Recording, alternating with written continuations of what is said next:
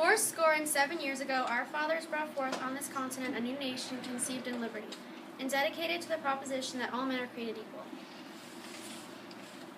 Now we are engaged in a great civil war, testing whether that nation, or any nation so conceived and so dedicated, can long endure. We are met on a great battlefield of that war. We have come to dedicate a portion of that field as a final resting place for those who here gave their lives that nation might live. It is altogether fitting and proper that we should do this. But in a larger sense, we cannot dedicate, we cannot consecrate, and we cannot hallow this ground.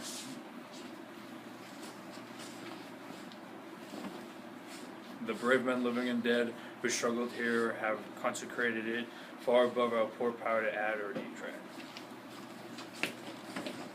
The world will little note nor long remember what we say here, but it can never forget what they did here. It is for us the living, rather, to be dedicated here to the unfinished work which they who fought here have thus far so nobly advanced. It is rather for us to be here dedicated to the great task remaining before us, that from these honored dead we take increased devotion to that cause for which they gave the last full measure of devotion. That we were highly resolved that these dead shall not have died in vain, that this nation, under God, shall have a new birth of freedom, and the government of the people, by the people, for the people, shall not perish from the earth.